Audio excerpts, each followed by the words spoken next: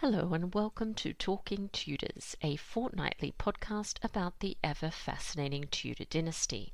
My name is Natalie Grueninger and I'll be your host and guide on this journey through 16th century England. Are you ready to step through the veil of time into the dazzling and dangerous world of the Tudor court? Without further ado, it's time to talk Tudors.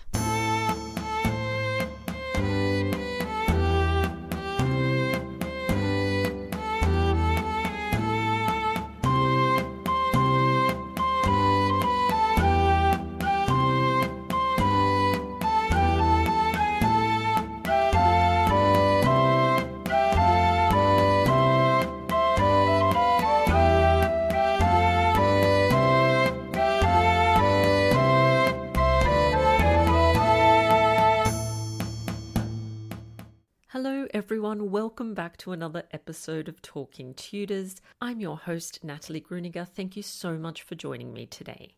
I'd like to start by acknowledging and thanking the generous listeners who continue to support Talking Tudors on Patreon, and extend a heartfelt thank you to everyone who's taken the time to rate and review the show. This really does make a difference. If you love the podcast and you never miss an episode, I invite you to join the Talking Tudors Patreon community. Please visit patreon.com/talkingtudors for more information. When you join the patron family, you'll instantly unlock access to exclusive posts, including audio releases and videos. Patrons are also eligible to attend additional monthly live talks and take part in a member-only book club. They can also enter patron-only monthly giveaways, to name but a few of the perks. You can also support the podcast and share your love of Tudor history with the world by buying Talking Tudors merchandise. There are a number of designs and products available, including phone cases, mugs, notebooks, and apparel. Check out all the products at talkingtudors.threadless.com. Now, on to today's episode. I'm thrilled that joining me on the podcast to chat about Elizabeth I and Robert Dudley is Corina Apostu. Corina is a history blogger and an independent researcher of Elizabethan history with a focus on Elizabeth I and Robert Dudley. She graduated with an MA in Medieval and Early Modern Studies from the University of Kent in 2021. She currently runs the blog Exploring Elizabethan History on WordPress. Let's dive straight into our conversation. Welcome to Talking Tudors, Corina. How are you?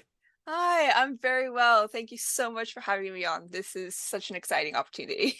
Oh, yes, I've been looking forward to our conversation. So let's just begin with you just introducing yourself to our listeners and just telling us a little bit about you and your background.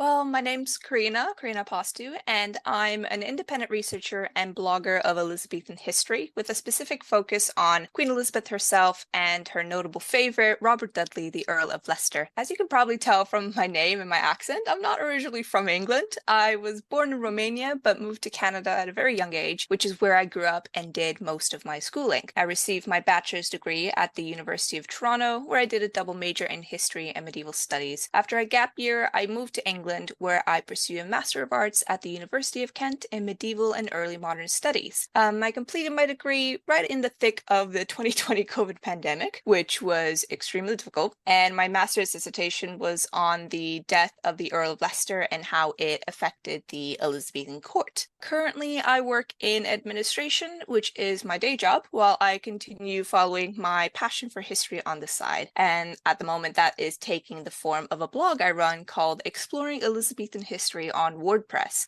where I post essays, opinions, interesting and useful sources, and I'm also planning on the odd piece of historical fiction of my own creation. Creative writing has been something of a passion of mine ever since I was a child, so this kind of felt like a natural progression.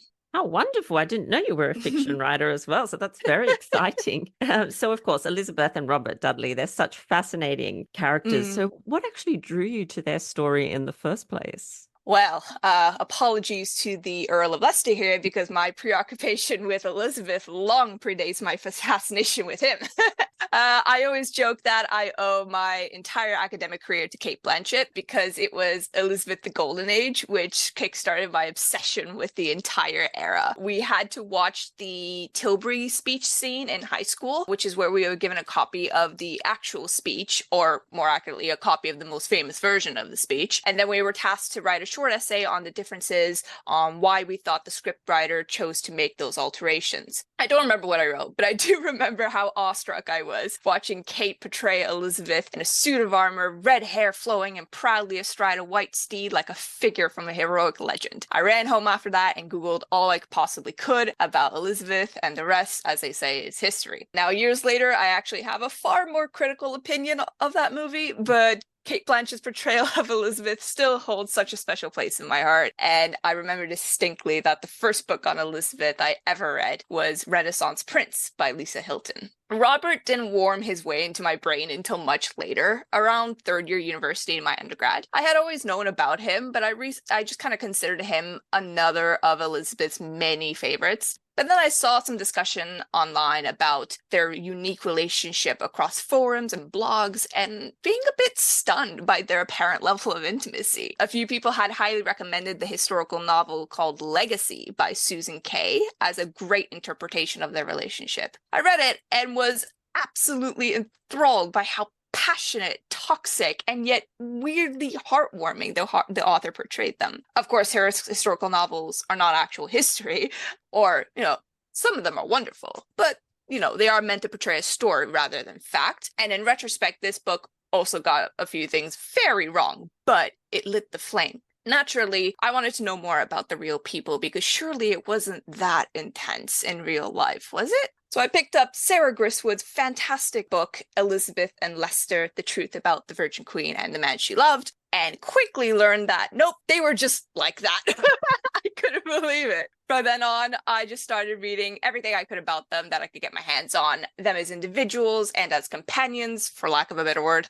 So academic books, popular history, historical fiction, you name it. I learned about how tightly woven the fates of the Dudleys and the Tudors were with each other. I learned about how long Elizabeth and Robert had known each other for, and how their lives almost mirrored each other in the sense of neither of them were ever really meant to make it to the height of power, what with Elizabeth being third in line to the succession after her father, and Robert having so many brothers ahead of him whose careers would have been prioritized. And yet through trial, adversity, and more than a little bit of cunning, they both did, almost in tandem. I learned how dedicated Robert was to Elizabeth and how much she loved him. It's an engrossing story, and the way the relationship essentially subverts ideas of 16th century gender roles is also so fascinating to me. It almost feels a bit modern in certain ways. But above all, what struck me most about Robert and Elizabeth more than anything is the sheer longevity of their relationship, especially in a time period as uncertain as that one. Most English favorites' lives are like shooting stars. They burn brightly, but only for a short time, and then the vast majority of them at sticky ends. Robert broke the mold by stubbornly remaining on the scene of English politics, even as his favor with Elizabeth ebbed and flowed, sometimes dramatically so. And most impressively, he managed to die relatively peacefully in his bed, with his monarch's love and favor still intact. That is quite rare in the history of English royal favorites, and when you read about their bond from the historical sources, you really understand why. That being said, theirs is not an easy relationship. Sarah Griswold said it herself in her book, "This is no easy Romeo and Juliet love story." Robert's devotion was bellied by his ambition, and Elizabeth's love for him was tempered by her need for independence, autonomy, and control. His marriages and affairs strained their bond, as did Elizabeth's favor to others and her sharp rebukes to his pride. Not to mention their passion for each other hurt others around them, whether directly or indirectly. Their unique relationship fascinates and even enthralls me from a narrative's perspective, and there were certainly positive aspects about it. But overall, I would absolutely not use them as a form of relationship goals by any means. Please be kinder to your partners than Elizabeth and Robert were to each other. Love it. And I love your enthusiasm. It's certainly coming through. It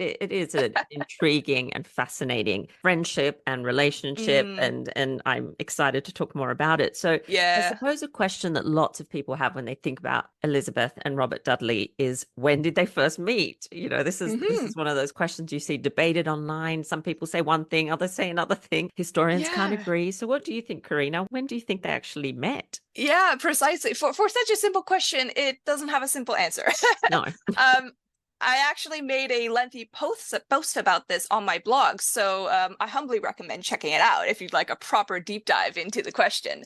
But for now, we know that they've known each other since childhood, but how close they were during this time is less certain. In 1566, Robert was speaking with the nephew of the French ambassador named, pardon my French here, quite literally, Jacob de Vaucoub, I believe, about this, and he was speaking to him about the subject of Elizabeth's marriage. And during this conversation, Robert apparently said that in his opinion, he thought the queen would never marry because, quote, he knew the queen as well or better than anyone else close to her, having become friendly with her before she was 8 years old. This is really the only direct evidence we have of Robert and Elizabeth being friends when they were children. If Robert is being truthful here, then we have to imagine that they were close enough that Elizabeth felt comfortable enough confessing something so personal to him at a young age. The problem is, we really only have Robert's word to go off of here, and he may have been embellishing in order to throw the French ambassador off the scent of a potential dynastic marriage with Elizabeth. Elizabeth herself never mentioned any childhood friendship, nor, it seemed, did anyone else, and she had been quite vocal for years about not wanting to get married, so Robert could have been making an educated guess. That being said, there is circumstantial evidence to support Robert's claim. The Dudley family has always been closely linked to the Tudor dynasty, going all the way back to Henry VII. Jane Dudley, Robert's mother, had been part of Anne's privy bedchamber, although the exact nature of her role is unclear. Nevertheless, they ran in similar circles as they were both reformers, and John Dudley eventually became quite favored by Henry VIII, and his son Robert served Prince Edward directly, eventually becoming a gentleman of the privy chamber and master of the Buckhounds during the young king's reign. As Edward was Elizabeth's brother and the siblings appear to be close, it doesn't require a stretch of the imagination to presume that Elizabeth and Robert would have known each other from a young age and would have been friendly with each other when they were at court together. It's also worth noting, at that point in time, whilst Henry VIII still lived, the children were quite low on the totem pole of importance. Robert was the fifth son of a viscount, and Elizabeth was arguably the least significant of Henry VIII's children. If they ever played games together as children, I highly doubt any contemporary would bother making note of it. They could not see the future, after all.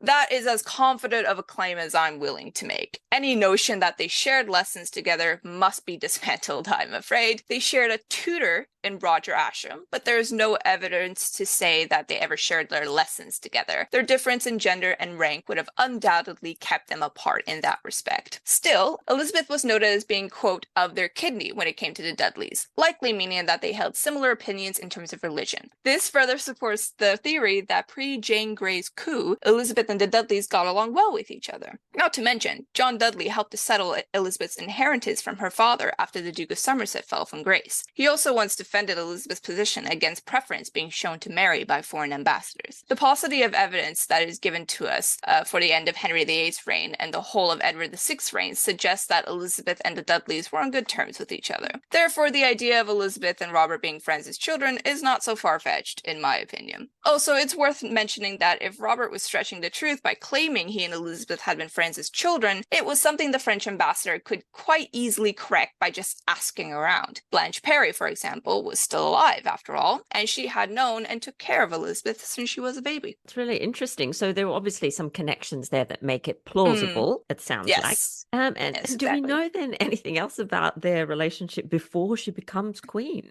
Oh, frustratingly very little when in Yeah. comparison to how much we have when they're adults. As mentioned, they were likely friendly with each other during Edward's reign, but we have no surviving evidence that explicitly states how close and to what extent they were friends, or what their interactions were even like. Elizabeth may have attended Robert's wedding to Amy Robsart in 1550, but even this isn't certain. Edward definitely attended, as he notes it in his diary, but frustratingly, he doesn't mention the names of anyone who attended besides the men who participated in a celebratory joust.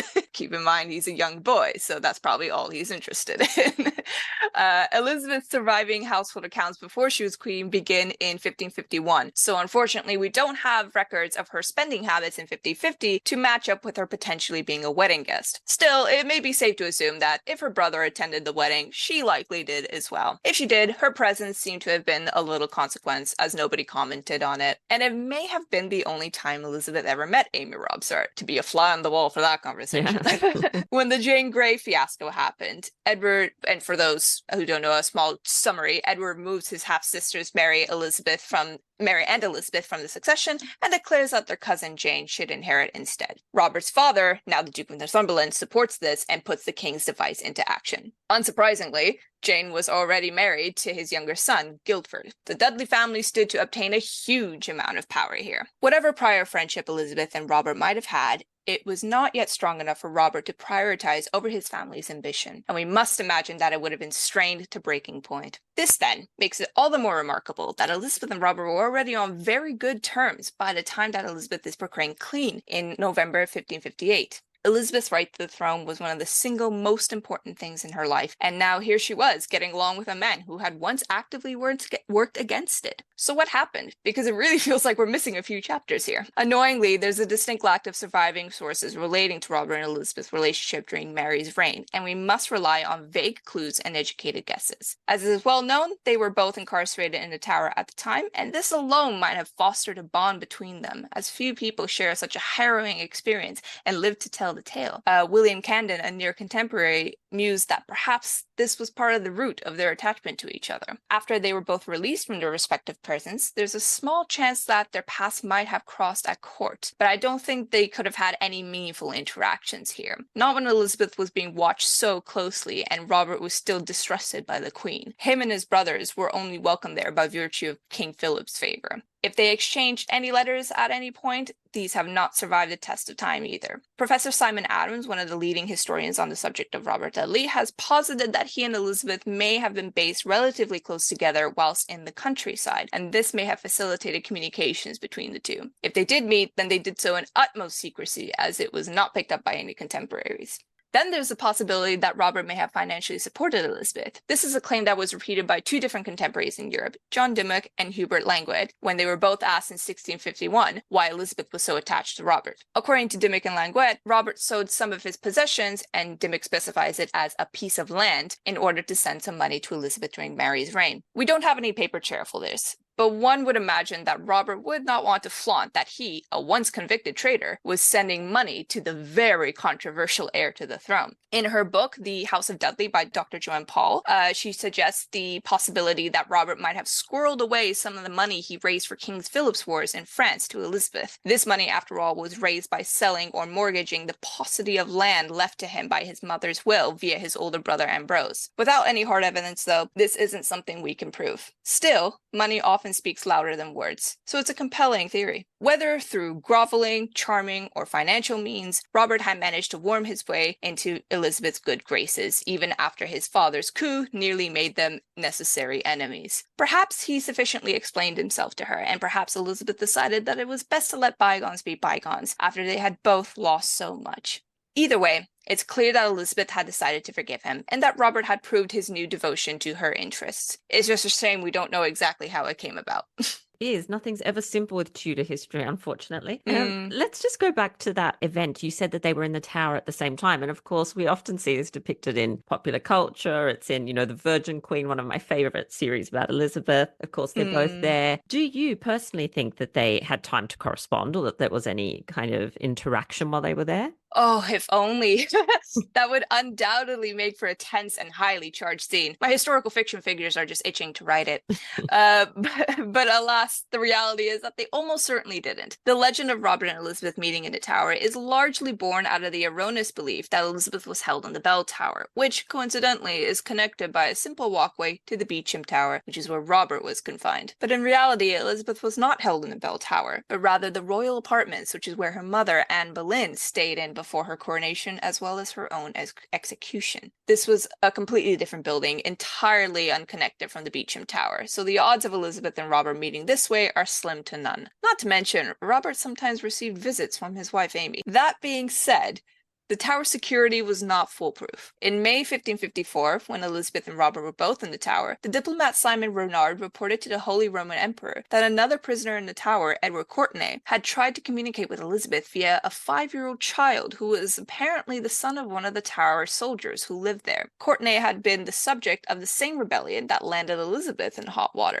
Wyatt's rebellion sought to displace Queen Mary from the throne and replace her with Elizabeth, who would be married to Edward Courtenay. Courtenay, then was just of a high priority prisoner as Elizabeth, arguably higher than Robert, who had languished there for months on end by now. And yet, he had managed to establish the most rudimentary form of communication with Elizabeth, even if he was ultimately caught. Earlier, Simon Bernard also mentioned that there were suspicions that the lieutenant of the Tower was a heretic and therefore potentially sympathetic to Elizabeth's cause. Had he perhaps turned a blind eye to some minor attempts at communication with the heir to the throne? Would Robert have tried the same thing? Ultimately, there isn't any evidence that Robert and Elizabeth did manage to meet or communicate in the Tower, but the notion isn't completely impossible. There was evidently a precedent for clandestine communication, and a sympathetic guard can go a long way. Just think of Catherine Grey in Elizabeth's reign, who managed to conceive a child with her equally imprisoned husband, even though they were supposed to be kept apart from each other. Some security. Yes, that is an interesting situation, isn't it? Goodness. Yeah. All right, so let's fast forward now to Elizabeth's accession. So she's on the throne now, she's queen. Talk to us a little bit about Dudley's appointment as Master of the Horse. Oh, well, Robert's appointment as Master of the Horse was one of the first actions that Elizabeth took as queen, which suggests that he might have already been at Hatfield when the Great Seal was surrendered to her. Legend has it that he arrived on a white steed, which is certainly an evocative image. As I mentioned before, though, Robert was observed by the Count of Feria to be on, quote, very good terms with Elizabeth, which meant that whatever effort Robert had put in to endear himself to her had worked. But we should not think that Elizabeth had given the position of Master of the Horse to Robert out of sheer affection. It was clear that he was the best man for the job regardless. Both his brother and his father had previously been Masters of the Horse, and Robert had proved himself a capable Master of the Buckhounds during Edward's reign as well. Robert was an expert horse rider, had a good eye for horse flesh, and he had a knack for performance and administrative management, all qualities which were imperative for this position. The Master of the Horse not only looked after the care and breeding of the royal stables, but the royal progress and official entertainments would also fall under his jurisdiction to coordinate, especially where travel was involved. Elizabeth's coronation procession through London, for example, was partially Robert's responsibility to organize. Wherever the monarch went on a horse, the Master of the Horse usually had to be there too. This was a crucial role, and Robert was more than qualified for the tasks. Since it was such an early decision, it's most likely that Elizabeth and Robert had discussed and agreed upon it beforehand. Indeed, no one bat an eyelid when Robert was given this position because at the time, there seemed to be nothing untoward about it. The position of Master of the Horse also allowed for a great deal of physical contact with the Queen. It was his job, for example, to physically lift Elizabeth on and off her horse. Past Masters of the Horse did this with the expected respect and discretion. But by April 1559, Robert and Elizabeth's apparent intimacy with each other was starting to make tongues wag across court, and all of a sudden, his access to the Queen's body by means of his official role didn't seem so innocent anymore. No, and all that dancing they did together wouldn't have helped. Oh, gosh. So it does make you think, though, that if one of her first things, she becomes queen, she appoints him Master of the Horse, that there was obviously an established relationship between them. Obviously, we still don't know how far back it went, but it does make you it does make it very plausible that there was some sort of friendship, right? That just seems most reasonable to me. I don't think it came out of nothing. No, exactly. It doesn't seem like that. So he served her as Master of the Horse. Did he have any other formal appointments? And what other capacities did he serve her in? He did indeed. So alongside being Master of the Horse, Robert also held a number of different political positions as Elizabeth's reign progressed. Firstly, he was appointed a Privy Councillor, soon after Elizabeth recovered from smallpox. This alone flies in the face of the notion that Elizabeth raised Robert's position solely on the fact that she was besotted with him. She had waited until he proved himself trustworthy and capable of the position. Her brush with death in 1562 might have been the final nudge she needed. As a councillor, he could now officially give her advice in matters of state, although in practice, he had already been doing this in private even beforehand. This also meant that he was now part of the Privy Council meetings, which he diligently attended. I believe only Cecil attended more meetings than Robert did, which is not surprising. He took this role incredibly seriously. It should be noted as well that the idea of Elizabeth's council and court being rife with factionalism is an overstated and outdated one. Elizabeth's council has now been determined to be one of remarkable, if occasionally reluctant, cooperation. Certainly not all the men got along. Robert and Thomas Radcliffe, the Earl of Sussex, were particularly bitter rivals, but they all had one common goal, which was service to their queen. Elizabeth herself was skilled at ensuring lines of division did not flare into dangerous factionalism. A few years after he was appointed Privy Councillor, Robert was also raised to the peerage as Earl of Leicester and Baron Denbigh. As an earl, he now had just about suitable rank to be matched with the Queen. But in a bewildering turn of events, it was to Mary, Queen of Scots, that Elizabeth proposed he be matched with rather than herself. Mary was at first offended at the offer of who she considered to be Elizabeth's cast-off, but then she entertained the idea on the condition that she be called Elizabeth's heir. Robert, for his part, was not keen, and even wrote to Queen Mary himself to dissuade her from the match. If Robert really was just in it for the power, you would think he would have jumped at the chance. But clearly he did not want to leave Elizabeth or his position in England. As for Elizabeth, it's uncertain how serious she was about this idea. If she had been earnest about it, then there were signs that she was already pained at the idea of losing Robert to Mary. Fortunately for both of them, it came to nothing. Later in life, Robert also served Elizabeth as Governor-General in the Netherlands, and this was a contentious position for him. Robert had longed to serve Elizabeth militarily and had been a vocal supporter of intervention in the Netherlands, which was being choked by Catholic Spain. As after much prevarication, Elizabeth finally let him make the expedition to the Netherlands with an army behind him, but he was under strict orders to not accept any sovereignty on her behalf and to not engage with Spain in any hostility. The English presence was there for defense and defense only. Problem was, once Robert got there, for him to have any real authority, he needed to have some sort of official position, an elevation. The Estates General were only too eager to offer him the title of Governor-General, which he was only too eager to accept. Effectively, this made him ruler of the Netherlands in Elizabeth's name. Precisely what she told him not to do. Knowing full well how much he would disapprove of this, Robert wrote out his reasoning as quick as he could and sent William Davidson to deliver the message to the Queen. Unfortunately, awful weather across the channel severely delayed Davison's journey, and by the time he finally made it to court, Elizabeth had already heard what Robert did, and she was absolutely livid. Made worse by the fact that to her, it seemed that Robert had not even bothered to explain himself, and she had to learn about it from others. Elizabeth demanded that he give up the title, and it took the combined efforts of her counselors to get her to relent. If Robert gave up the Governor-General title, then he would have no more authority than any other person in the Netherlands, and nothing could get done. In an effort to clear his name, Robert rather uncharitably threw Davison under the bus by accusing him of misrepresenting the situation, and Davison bristled at the accusation. Ultimately, Elizabeth let him keep the title, and her anger eventually cooled. In fact, if you read her letters to him in this time, you can quite literally see the progression of her anger ebbing away until she finally starts calling him Rob again in her letters. But she refused to send over more money and troops, even though they were desperately needed. Faced with no official support from his queen and a severe lack of funds, despite using his own money to pay for the troops, rank corruption among the officers, and Robert's general inexperience managing an entire army, the Netherlands expeditions ended up being something of a fizzle rather than a bang. It was not Robert's finest hour. Despite his lackluster performance in the Netherlands, Elizabeth was relieved when Robert returned to England, welcoming him back warmly. Robert barely had any time to recuperate, though, because the next item on the agenda was dealing with the incoming Spanish Armada. The execution of Mary, Queen of Scots ramped up Spanish aggression against England, and now they had to prepare for war. Robert acted as Lieutenant General, and he was tasked with amassing forces at Tilbury, which he did effectively. It was Robert who encouraged Elizabeth to visit the troops at Tilbury to boost morale, writing to her that, quote, "You shall comfort not only these thousands, but many more that shall hear of it." When he heard that Elizabeth had agreed to do so, he was delighted.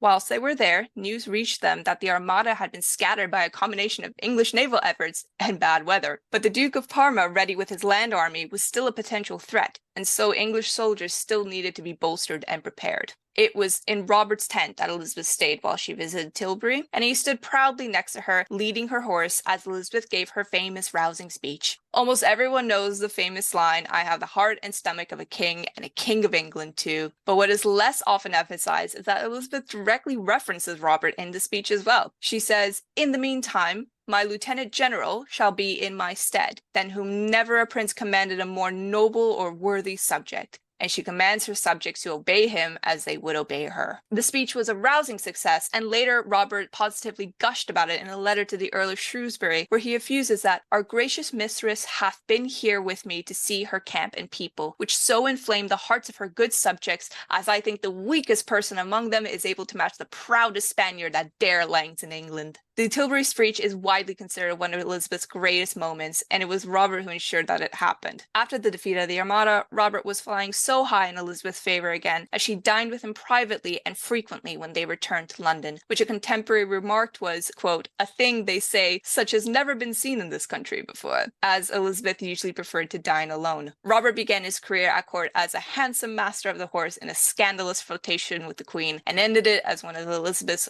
closest and most trusted advisors, companions, and friend. Yes, it does appear that she could not stay cranky at him for too long. That's No. for sure. He certainly must have had some charm, I have to say. So let's turn the clock back a little bit and talk a little bit about Amy Robsart, which was, of course, Dudley's wife. In case our listeners aren't familiar with that episode, tell us a little bit about the death of Amy and what effect this actually had on Elizabeth and Dudley's relationship. Oh, yes, this is a very dramatic portion of their life, that's for sure. I'll have to do a deep dive about this on my blog sometime, but here's an overview. By the time Elizabeth became queen, Robert and Amy had been married for almost 10 years. For such a long marriage, we know remarkably little about their life together. So much of this is down to speculation. We know that Amy was the daughter of a Norfolk knight and landowner, and that the relative disparity in their social statuses makes it likely that it was a love match, at least in the beginning.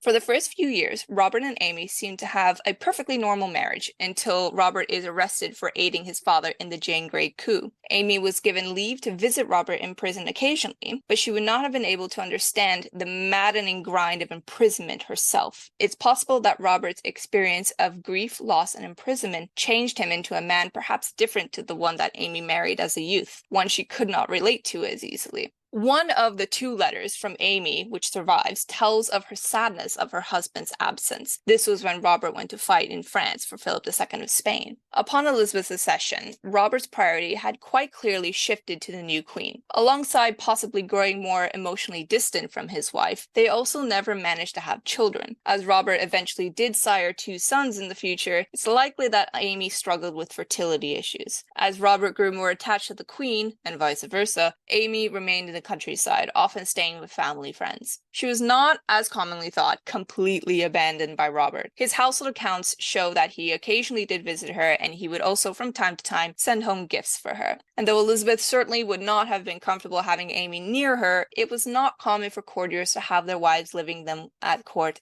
anyways, unless they themselves were serving the queen. There was a very real issue of lack of accommodation. But all was not well for Amy. In the first year of Elizabeth's reign, reports reached various ambassadors that Amy was suffering from a malady in her breast, possibly a form of breast cancer. Others passed on more salacious gossip that Lord Robert or the Queen were planning on poisoning Amy to be rid of her and therefore facilitate their own marriage. Astoundingly, it was Cecil himself who seemed to be spreading these rumors. Speaking lowly to the Spanish Armada de Quadra, he claimed that the stories of Amy being ill were false, and that Robert was planning to murder Amy in order to marry the Queen. How Cecil could possibly know of Amy's true health is anyone's guess, and also, if he was genuinely believed that Robert was about to murder his own wife, would he not have sounded the alarm to someone other than the Spanish ambassador? Surely it would make more sense to, I don't know, go directly to the Queen.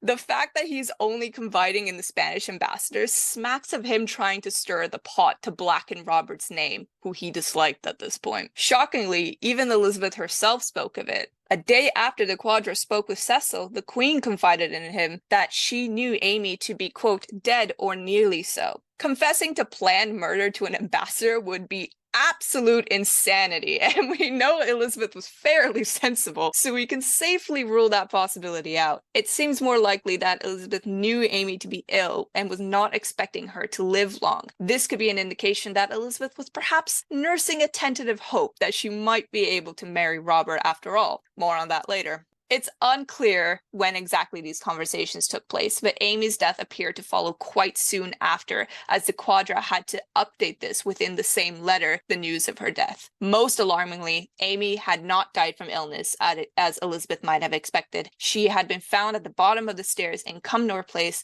with a broken neck and wounds to her head. Of course, everyone cried murder and pointed their fingers at Robert, but the details are fuzzy. For one thing, Amy behaved strangely on the day that she died. She ordered all her servants to attend the nearby fair, but many did not want to leave as it was a Sunday and they would rather stay in to pray. But Amy grew agitated and angry when they refused. Eventually, they did leave her alone, except for, I believe, one woman who was in a different room. In the weeks beforehand, Amy's maid Alice Pictou divulged that her mistress occasionally had bouts of melancholy and would pray daily to God to deliver her from desperation. When Alice realized the implication of her own words, she panicked and backpedaled. Suicide was considered a cardinal sin, and Amy's soul would be considered damned for all eternity, nor could she be buried in consecrated ground. It doesn't require a stretch of the imagination to suppose that Amy might have been suffering from depression or some other form of poor mental health. She rarely saw her husband, who she must have loved once upon a time, and probably still did. She must have heard the salacious rumors about him and the Queen coming from court, and she was possibly suffering and maybe even dying from a painful disease she could not understand. Some historians point to a letter written not too long before her death in which she is ordering a new dress as proof that she was not depressed. But I find this to be a very flimsy argument, which shows a lack of understanding about the complexity of mental health. Many of those who suffer from depression have become adept at masking for the sake of others, and it's very possible to appear merry in writing while suffering in person. If Amy was suffering from cancer, then this might have also led to her bones becoming quite brittle. A bad fall down the stairs could conceivably break her neck and kill her, especially if she landed on or badly hit her head on the way down. If it's not obvious by now, I lean much more to the suicides or accident theory than the murder theory. Death by falling down the stairs is not as rare as you might suppose. In fact, quite recently, two high-profile deaths happened in this exact manner: Ivana Trump and Park Soo-ryun, a Korean actress. The former died from blunt force impact to the torso, and the latter was brain dead by the time she reached the hospital. And both these women were otherwise healthy when they died, which Amy might not have been. If it was murder, I don't believe it's likely that Robert was involved. When the news of his wife's death broke, he was absolutely bewildered and appalled. He ordered the inquest into her death immediately and was anxious to ensure it was all done correctly. He even ensured that Amy's half-brother was part of it, so that it was clear he had nothing to hide. Elizabeth also acted fast and sent Robert away from court until results of the inquiry were made public. The official verdict came back as an accident, which officially cleared his name, but Robert was anxious to have a second inquiry, as even he was stressed that someone had murdered his wife. One could say that perhaps he doth protest too much, but as Joanne Paul said, you have to follow the power. What does Robert gain from murdering Amy? Nothing other than scandal and infamy.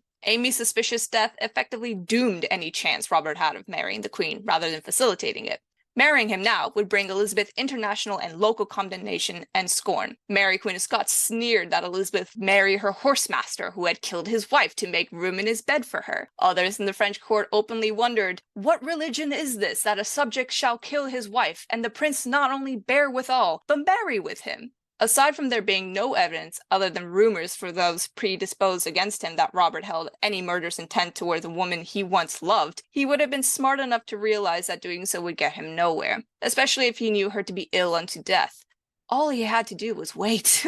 Cecil has been suggested as a possible murder suspect, and while this would certainly explain his cryptic conversation with de Quadra, it seems an extremely drastic measure for the usually cautious Cecil to take, no matter how much he hated Robert and his ascendancy in the beginning. If Amy was murdered, I think it would have been organized by one of the many men around court who were disgruntled and jealous of Robert's growing power, as it would serve to blacken his name forever. If this is the case, it certainly worked. The scandal dogged Robert for the rest of his life and for posterity. As for Elizabeth, this whole experience left her shaken and perhaps determined not to marry Robert after all. And that didn't prevent her from resuming her intimacy with him after some time had passed them.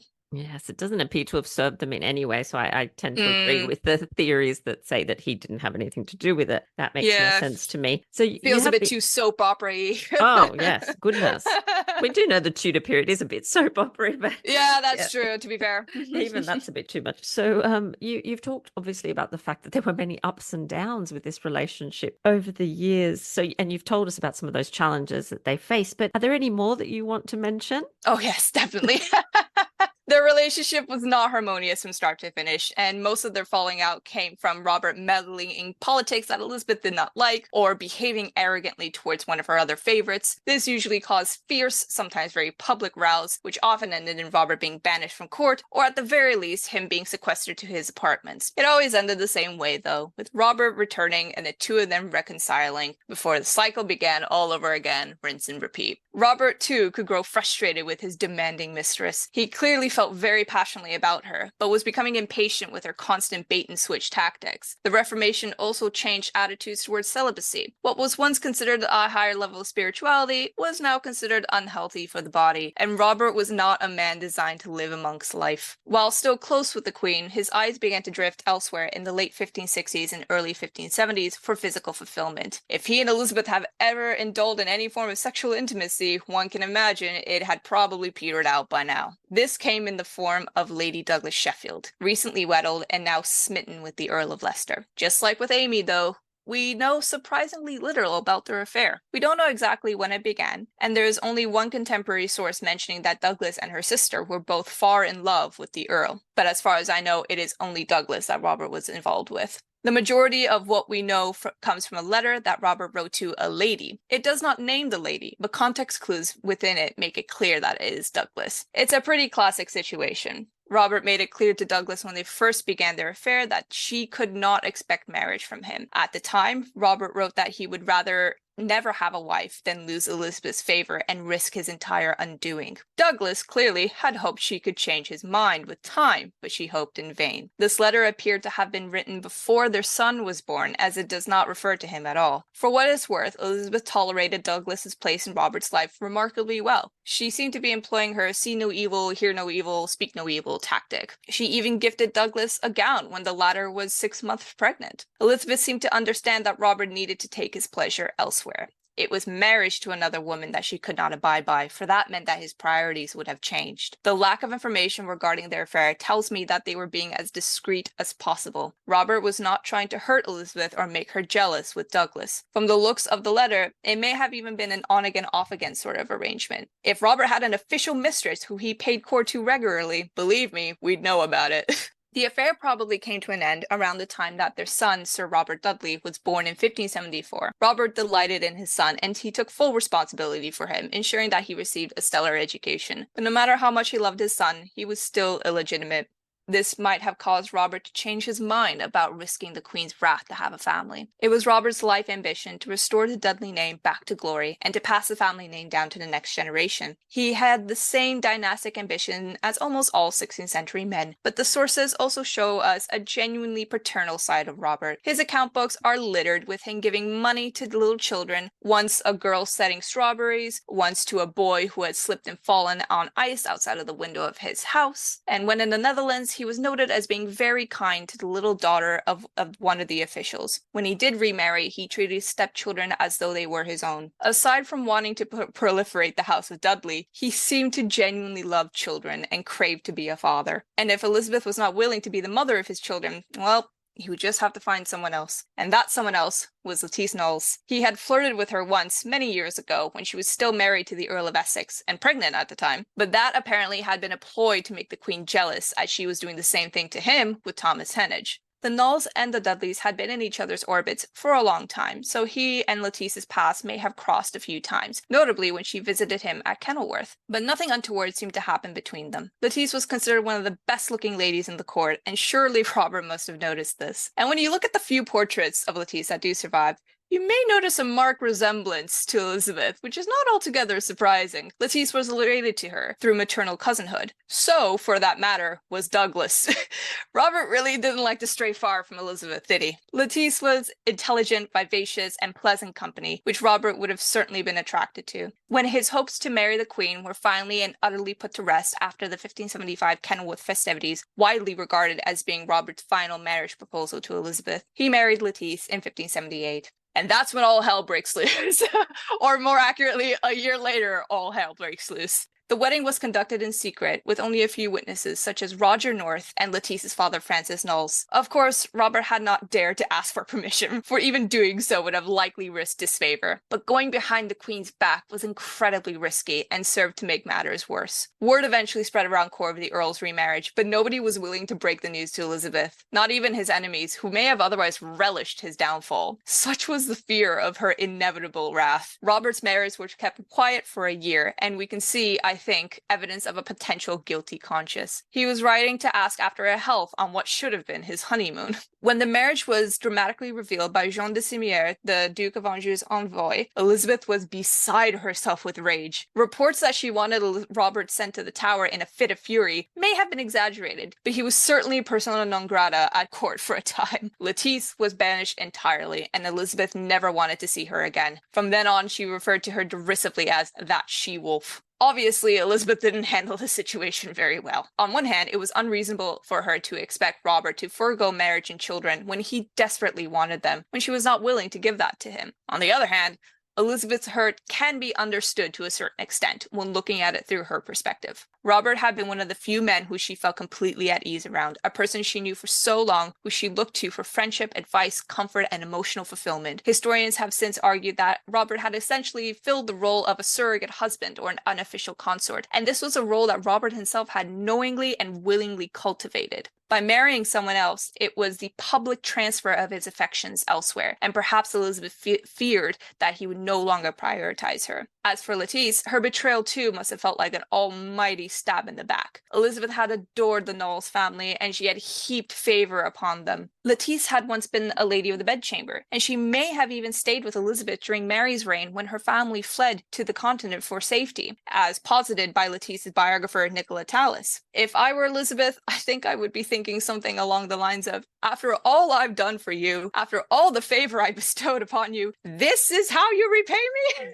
This may be me projecting, but I truly think that if it was anyone other than Lettice, it would not have hurt this badly. Elizabeth would have been furious either way, but this one really stung in a way that none of the other ladies marrying without permission did. All of those other unauthorized marriages were an affront to Elizabeth's authority as queen, but this was personal. Robert did eventually return to court, but he was compelled to never breathe a word of his wife around Elizabeth. This understandably rankled him, and he would air his frustrations to his colleagues instead. This was probably the lowest moment of their relationship, and yet this storm, too, would eventually pass. Elizabeth finally softened when Robert's young son by Lettice, little Lord Denbigh, tragically died at the age of around 3 years old. Elizabeth was not so callous that she could not feel empathy for Robert grieving such a devastating loss, and she sent him a message of heartfelt condolence. The condolence, however, did not extend to Lettice. She had been completely removed from the Queen's heart, and there was no room for forgiveness. Still, Robert deeply appreciated Elizabeth's comfort, and it was to Hatton that he wrote that, "I have lived and so will die, only hers." If Elizabeth was concerned that Robert would no longer prioritize her, she needn't have worried. Robert clearly loved Lettice. He held much in store by her, and if someone was introduced to her, that meant you were high in favor with him. But Elizabeth remained his top priority. One of the only times Robert put Lettice's needs above Elizabeth's was when their son died, and he left court without permission to be by her side. To Elizabeth's credit, she understood. But otherwise, Robert remained devoted in service to Elizabeth. The passionate love of their youth had morphed into a strong and enduring companionship. He was less an entertaining courtier now and more of a political advisor and counselor, but that undercurrent of friendship was still intact. He still cared deeply for Elizabeth, and devotion was not something he could shake off easily. He wasn't willing, for example, to let Lettice remove any of the Queen's portraits in their home. She only did so after he died. I am admittedly not Lettice's biggest fan, but I do have to tip my hat off to her because this could not have been easy to deal with. Suffering the Queen's intense hostility alongside having to accept and live with the fact that you are always going to be second fiddle to your own husband is a bitter pill to swallow.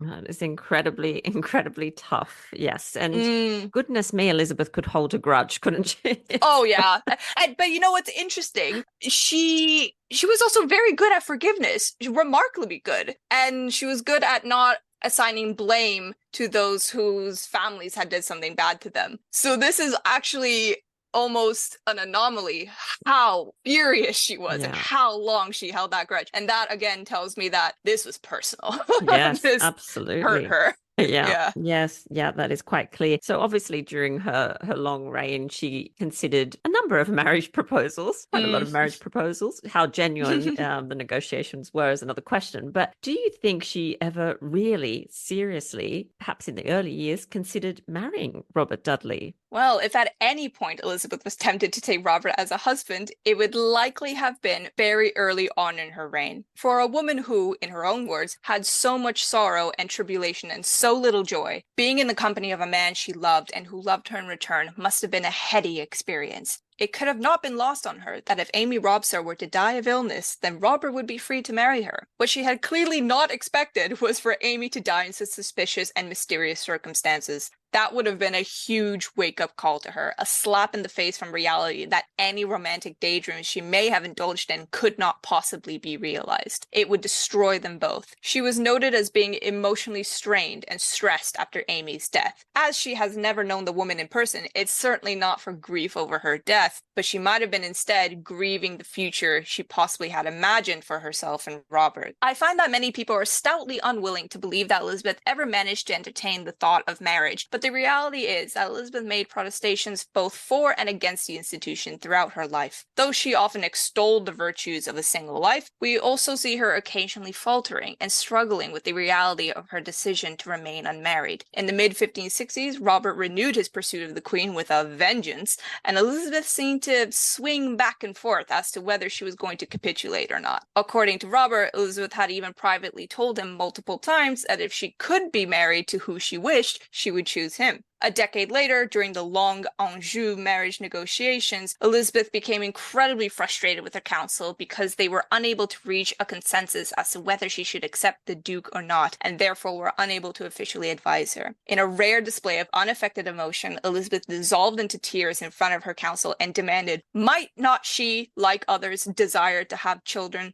She was in her 40s, and this occurred after Robert's marriage to Lettice had been revealed. She might have been feeling the repercussions of her lifelong decision in that moment. And to me, this is such a human moment for Elizabeth, because who hasn't second-guessed themselves when making a major life decision? That being said, Elizabeth appeared to insist on her distaste for marriage for more than the few moments that she temporarily second-guessed her conviction. She laughed derisively when a German diplomat called marriage a desirable evil, and in the 1580s, when Anjou presumed to far in the marriage negotiations, she finally admitted that she detested marriage for reasons she would not divulge to a twin soul. It's clear that no matter what her feelings for Robert, or for Anjou for that matter, were, as she grew older, it could not overcome her antipathy for marriage. We can speculate all we want as to the reason why. Her troubled childhood comes to mind, but the outcome remains the same. The long and short of it is that if Elizabeth really wanted to get married, she would have. Full stop. Especially when Robert actually started to receive international and even consular support, but Elizabeth had too firmly decided to remain unmarried by that point. Most of her marriage negotiations were entertained purely for diplomatic reasons. I think, personally, the only way Elizabeth and Robert could have reasonably gotten married is if they had somehow done so before she became queen. Perhaps in an alternate timeline in which Robert never married Amy and Edward lived just a little bit longer. A younger Elizabeth, perhaps more open to the idea of romance and marrying her beloved. But once Elizabeth actually became queen, the difficulties escalate exponentially and her conviction firms up. So what did people at the time, obviously this is a decades-long friendship relationship, what did others think of their friendship? Let's call it friendship. For lack of a better word, yes. Well, there were as many opinions as there were people. And it's partly because of this that it can be so difficult to determine the true nature of their relationship, because it seemed everyone and their mother had an opinion on it, and nobody seemed to agree. In 1565, the ambassador for the Holy Roman Emperor, who was hoping to match his son, the Archduke Charles, with Elizabeth, reported that Earl Robert Leicester, the Queen's master of the horse, is a virtuous, pious, courteous, and highly moral man, whom the Queen loves as a sister her brother in all maidenly honor, in most chaste and honest love. 2 years before that, the Duchess of Parma's ambassador in England relayed rumors that Lord Robert slept with the Queen every day like husband and wife. Well, you can't have it both ways. Both of these reports ultimately don't reflect reality and are more of a window into how Elizabeth and Robert's relationship was twisted to accommodate each person's political goal. Those closest to Leicester and the Queen also had their own opinions on things. Elizabeth's ladies maintained that the Queen had never been forgetful of her honor, but she perhaps accorded Lord Robert a bit too much affection than was seemly. Nevertheless, though infrequent, there were moments where Elizabeth and Robert could be alone. She often spoke to her counselors in the dead of night, and state secrets required total privacy. And it would be impossible for her ladies, much less us, to know precisely what they did in those moments of seclusion. The Duke of Norfolk and Earl of Arundel complained about how Robert would kiss the Queen without being invited, with the added implication that she did not scold him for it, and he would enter her chambers before she was dressed to hand her her shift, which is akin to underwear. William Cecil notoriously distrusted and disliked how openly intimate they were with each other, so much so that he even drew up a pro and cons list comparing Robert's suit to the Archduke Charles. Surprising no one, Robert fell short in every way in Cecil's eyes, but Cecil was hardly unbiased. But even here, Robert grudgingly admits to Robert and Elizabeth's obvious passion for each other, because one of his cons was that carnal marriages begin with joy and end in mourning. A carnal marriage is one born out of love and passion rather than sober and honorable negotiation. Thus it was for Robert and Amy, and thus it would be for him and Elizabeth too. Or so Cecil thought. Later on, even Sussex, who could barely stand Robert, conceded that perhaps it was best to just let Elizabeth marry him, because she would probably become pregnant very quickly. Genuinely, that was his reasoning.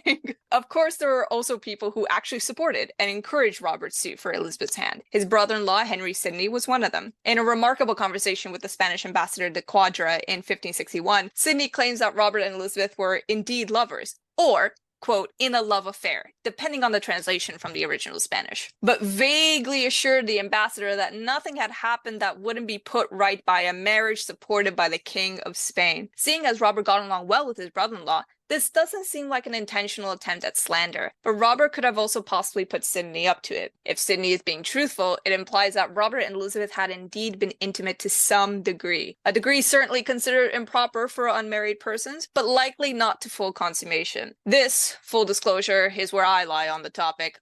I don't think Elizabeth would have dared to risk getting pregnant, but there are other forms of sexual intimacy that do not result in the conception of a child. There is no hard evidence to say that Elizabeth and Robert indulged in such pleasures, but that's where I would bet my money if I had to. And I suppose given this relationship, the closeness, the connection, the obvious respect and love for one another, how did the Queen react when she discovered that her favourite had died? Very sadly. It's heartbreaking, isn't it? This is a heartbreaking episode. For sure.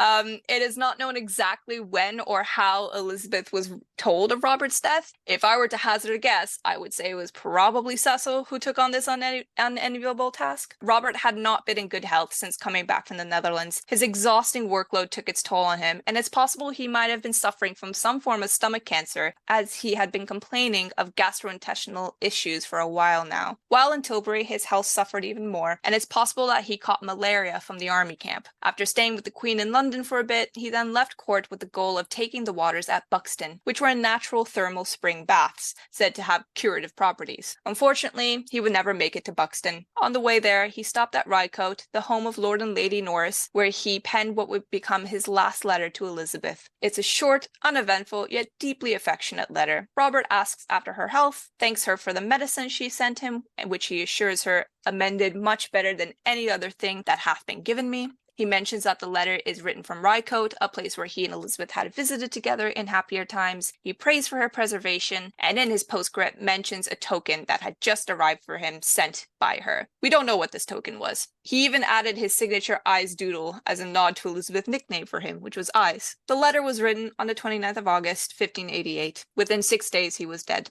Depending on how quickly the news reached her, there's even a chance that Elizabeth was informed of Robert's death on or around her birthday. What a rotten birthday gift. She was so devastated that she had to lock herself away in her chambers for 3 days to grieve alone. According to a contemporary source, her doors had to be broken down by her concerned counselors, who was afraid she would waste away from grief. This may have been an exaggeration, but the depth of Elizabeth's sorrow certainly was not. Elizabeth was no stranger to loss. Many people close to her had died. She mourned deeply and sincerely when the likes of Catherine Knowles and Cat Ashley died, even shed copious tears when news arrived that the Duke of Anjou had passed. Aside from Anjou, for whom her sadness must have been genuine, but the over-the-top show of devastation seems a bit performative, Elizabeth preferred to mourn in private. and this is seen most intensely with Robert. With him, she simply could not face the world for a few days. Even with Anjou, she had a few ladies attending her. This time, she had completely barred access to herself. This blow absolutely floored her. I remember someone online mentioning that Elizabeth's reaction almost mirrors her grandfather, Henry VII, when his wife, Elizabeth of York, died. He, too, retracted himself from his own court for a while to privately grieve. Elizabeth managed, as in Elizabeth I, managed to rouse herself quicker than her grandfather did. But England was in the midst of raucous celebration due to the defeat of the Armada. Elizabeth had to be part of the public rejoicing while nursing private devastation. When the Earl of Shrewsbury sent his condolences, Elizabeth replied that, "We desire rather to forbear the remembrance thereof of a thing whereof we can admit no comfort, otherwise by submitting our will to God's inevitable appointment, who notwithstanding his goodness by the former prosperous news, hath nevertheless been pleased to keep us in exercise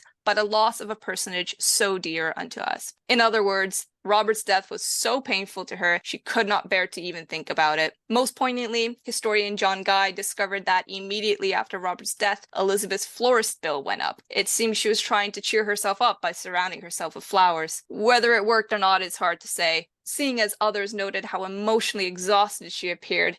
Probably not. Robert was not given a state funeral, probably because Elizabeth knew the jubilant mood of the people would not tolerate the funeral of an unpopular statesman. Instead, she honored his wishes to let him be buried in the Beauchamp Chapel in the Collegiate Church of St. Mary's. As the executrix of his will, it was his widow Lettice who arranged the funeral and the monument. Robert wanted a plain funeral and burial to align with his now almost Puritan religious sensibilities, but Lettice opted to give him a lavish funeral fit for a nobleman of his standing. A wife's last act of service to her husband, perhaps, and perhaps also a reminder to Elizabeth that no matter how much she hated it, Lettice was still his countess. Losing the man they both loved did not soften Elizabeth against Lettice. She demanded Lettice repay all of Robert's debt that he owed to the crown, which was enormous. Robert died around £50,000 in debt, and half of that was owed directly to the crown. The Netherlands and Tilbury drained his coffers. In Elizabeth's slight defense, that would have been an insane amount of money to forgive, but she had occasionally helped her friends and close courtiers out of tight financial spots in the past, but that mercy evidently did not extend to Lettice.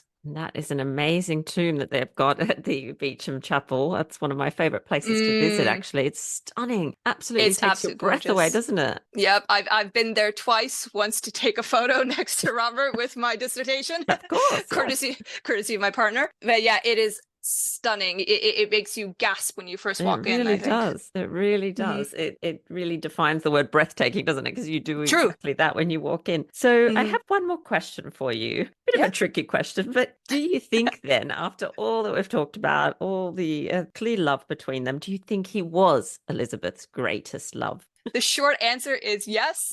The long answer is yes, but it's complex.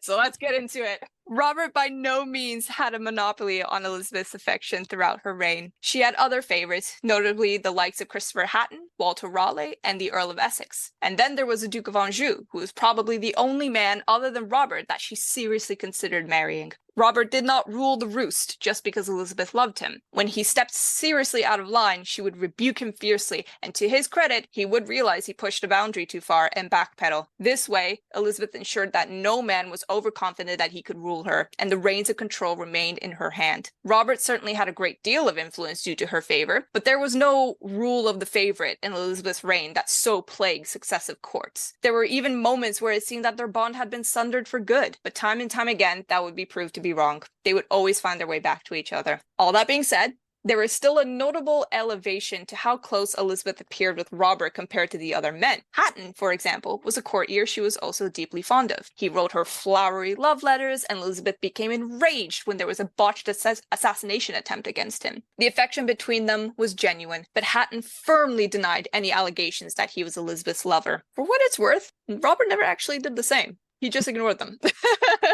There was not even the hint of a rumor that Elizabeth might take Hatton to husband. That alone puts him at a lower level of intimacy than Robert. As Lucy Wooding so succinctly put it in her recent book, Elizabeth must have been in love with Robert for his suit for her hand to have been taken seriously at all. Certainly her reaction to Robert marrying also reveals the depths of her feelings for him, even long after any possibility of their own marriage faded and while she was being courted by someone else. But Beyond more visible signs of her favor, like gifts, honors, lands, Elizabeth's deep attachment to Robert is shown in small, human, and even tender ways scattered across the sources. When he was ill or injured, she would rush to his bedside, worried for his health. One notable example of this is in 1565, when Robert fell with his horse while hunting and injured his leg. Elizabeth visited him at his bedside multiple times to check up on him. Once in 1566, after months of being apart, Elizabeth kissed him 3 times when they publicly reunited. The standard English greeting was a chaste kiss on the lips,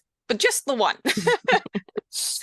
When they quarreled, the strain of it soured her mood and made her appear ill. She feared to let him put himself in danger, such as at Le Havre or in the Netherlands, lest he die and she lose him. In a draft letter to the Earl and Countess of Shrewsbury, thanking them for entertaining Robert, she refers to him touchingly as another ourself. And of course, most poignantly, she inscribes Robert's final letter to her with the heartbreaking words, his last letter, and kept it in her possessions until her own death. That alone speaks volumes, I think. And I also want to assert, because this is one of my biggest bugbears, that the feeling was most likely mutual. Nothing annoys me more than when people claiming that Robert was only pretending to love Elizabeth for personal gain, because that implies that a woman as perceptive and intelligent as Elizabeth was somehow duped by the person closest to her for 2 decades. That requires far more of a stretch of the imagination than the alternative, in my opinion. Obviously, it would be incredibly naive to claim that his devotion was purely selfless, but we have plenty of evidence to suggest that he too had an emotional attachment to Elizabeth. His letters to her are laced with an undercurrent of genuine affection and reverence, calling her my own lady and saying things like, it would be painful enough to be so long from you. He worried for her health as much as she did for him, and on more than one occasion stayed with her all night when she was ill or even nursing a toothache. He too grew agitated and distressed when Elizabeth was upset with him, and he would send letters to his allies at court speaking of his frustrations and emotional agony. During a particularly emotional reunion after a rough patch, both the Queen and the Earl of Leicester were reported to be in tears. He was said to have been unable to contemplate the Queen's marriage to anyone but himself without, quote, great repugnance. Even after he married Lettice, he would still come out with these lines heavy with emotion, like how he would live and die only Elizabeth's, and that he would rather a country be hanged and its people drowned rather than be in conceits with her. In fact, those who knew him in real life, even his enemies, never claimed that he did not really love the Queen. This was an accusation put upon him by external enemies and posterity, who did not know him personally. The issue within the court was quite the opposite. His love for her was all too obvious and was causing problems. Norfolk and a few other peers once confronted Robert in 1566, threatening him to desist in his intimacy with the Queen, for it was ruining her marriage chances. And, quote, Lord Robert, with that passion, with the deprivation of the sight of so great a princess and so much beloved by him, excited, withdrew. But he had scarcely remained absent a fortnight when the Queen recalled him, and the said lord, seeing him return, made again a very strong remonstrance. I think in many ways they were constrained by the time and society that they lived in. If they lived in the 21st century, there would be little to no issue. A man and a woman can date and live together in a committed relationship without marriage, and nobody would bat an eyelid. In fact, in their fabulous book published by the National Archives to accompany an exhibition focused on love letters, they wrote of Elizabeth and Robert that in another world or another time, they would have been made for each other. And I wholeheartedly agree with that. And that, I think, is something else that adds to the appeal of Robert and Elizabeth. The allure of possibility, the what if, the if only. And, you know, I'm a sucker for melancholy.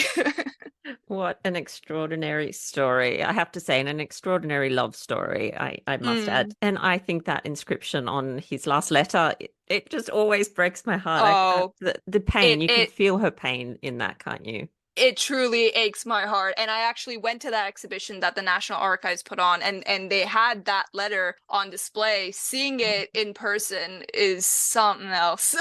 Yeah, that is powerful. I teared up. That is powerful. Yeah. Now, I have one more. I know I said that was the last question. I have one more question for you, Corina. You've been very generous with your time already. And that is for our Tudor takeaway. So at the end of episodes, I like to ask my guests for a takeaway, something for our listeners to go off and explore after the episode. So do you have a takeaway for us? I do. I actually might be cheeky and offer 2. And in fact, you mentioned one of them. If you would like to see an incredible depiction of Robert and Elizabeth on screen, I would highly recommend BBC's The Virgin Queen with Tom Hardy and Anne-Marie Duff, as well as the first episode of Elizabeth I by HBO with Helen Mirren and Jeremy Irons. Both of these series capture their dynamic phenomenally. I know Joseph Fiennes from the movie Elizabeth is a crowd favorite for a lot of people. The way that movie handled his character annoys me so much. So I would actually recommend these other two instead. I just think it provides such a wonderful look at that kind of push and pull between them, especially The Virgin Queen, which covers the entire reign. Elizabeth I by HBO focuses more on the later parts, especially the Anjou marriage negotiation. But the way Jeremy Irons and Helen Mirren play off of each other, you really believe that like these people have known each other since childhood, because it's so good. Yeah. So yes, and since my passion started from, a piece of media, I hope this will also inspire others to learn more about Elizabeth and her reign, because it's really fun. What wonderful takeaways. And I have to say, I know not everyone agrees with me, but Tom Hardy is my favorite Dudley. Absolutely love him. And that's my favorite Elizabeth actually too. So please do go and watch The Virgin Queen and watch Corina's suggestions. They're wonderful. And I have to thank you so much for taking the time out of your day to talk Tudors with us. Thank you so much for having me on. It's been so fun. I love nothing more than nattering on about this subject, so I really appreciate it. Well, that brings us to the end of this episode of Talking Tudors. Thank you so much for joining us. I absolutely love to hear from listeners, so if you have any comments or suggestions, or just want to say hi, please get in touch with me via my website, www.onthetudortrail.com, where you'll also find show notes for today's episode. If you've enjoyed the show, please share the podcast with friends and family, and don't forget to subscribe, rate, and review. I also invite you to join our Talking Tudors podcast group on Facebook, where you can interact with other Tudor history lovers and hear all the behind-the-scenes news. You'll also find me on Twitter. My handle is On The Tudor Trail, and on Instagram as The Most Happy 78. It's time now for us to re-enter the modern world. As always, I look forward to talking Tudors with you again very soon.